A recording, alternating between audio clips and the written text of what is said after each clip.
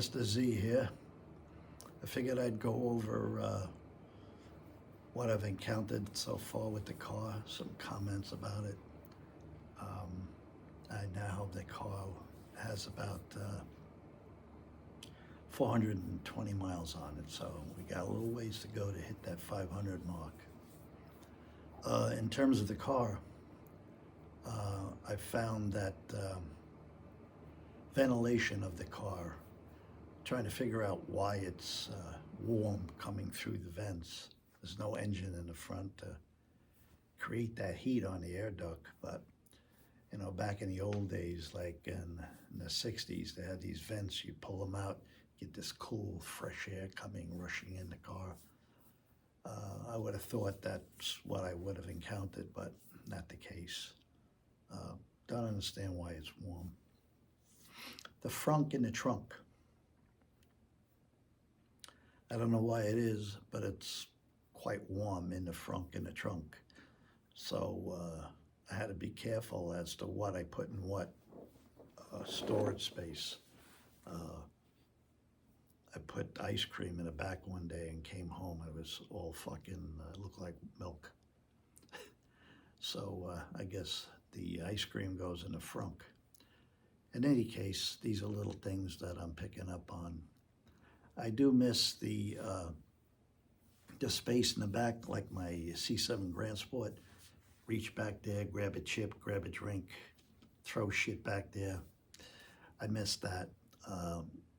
You got to plan a little bit more when you get in this car, what you bring with you and where you think you can put it. In terms of riding with the roof down, I bought the HTC Z06, so you don't get that woo, woo, woo, woo, woo, woo. It is incredibly comfortable driving with the roof off. It's just terrific. So that's like a big plus in terms of buying a convertible.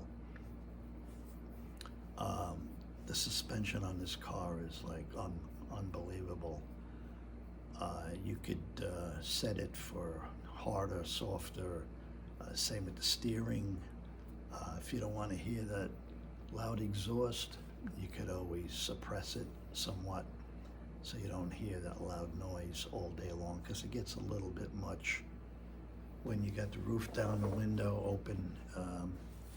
So at least they give you a little opportunity to be able to tweak that a little bit. The ride on this car is incredibly different than the C7 Grand Sport. I guess given the engine being in the front of my Grand Sport, that when you drove, you know, you'd get the dip. It was different.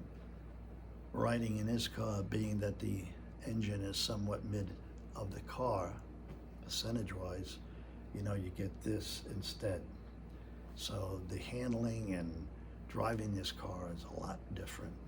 And again, you can set the steering to be a little bit more harder, softer. Just incredible dynamics of the things that you can do. I pretty much feel like when they decided they were going to make this car, that they got all the department heads together and they said, listen, I want you to go fucking nuts on this car. So you got people developing the suspension, the body, the engine, the interior. When you sit in the car, it's like a cocoon. Everything is right there. Everything is visual.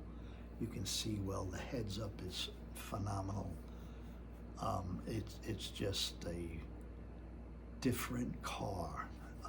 Any of you that own Corvettes, if you don't plan on getting a C8, see if you can get your ass in a C8 or a Z06 and take the damn thing for a ride just to experience the engineering of the car. No one says you have to buy one, but if you're really a vet buff, car buff, you'd really enjoy the engineering that went into this damn car. It's just phenomenal. Like anything else, nuances, you get used to them. I didn't go with the competition seat. Um, the last time I had that, the bolster was kind of stiff and hard.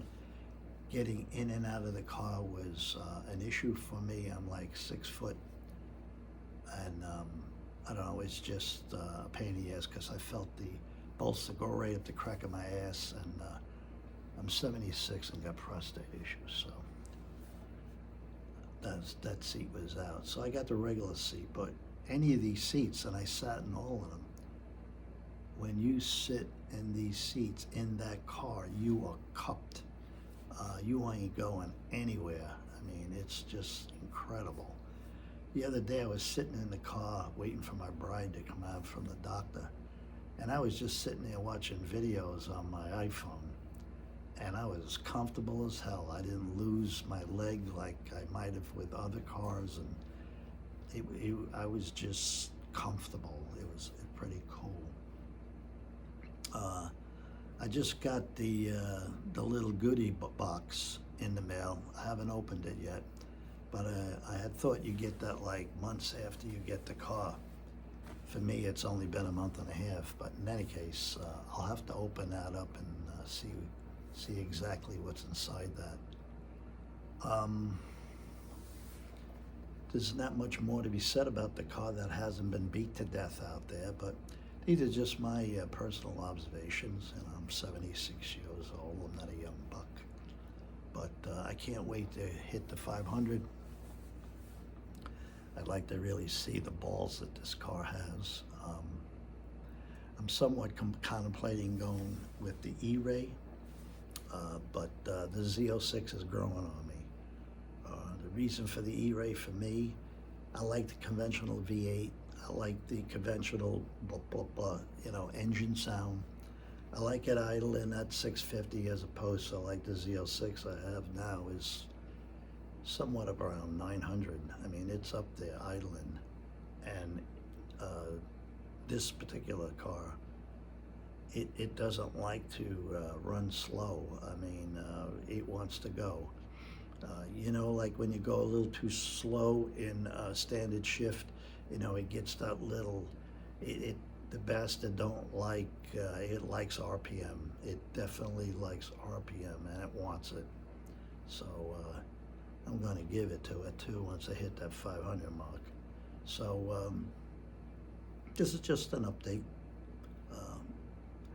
If you can, check out my little goodie box. I'm going to cut a video on it. But you all have a good day and enjoy them damn vets. They're a lot of fun.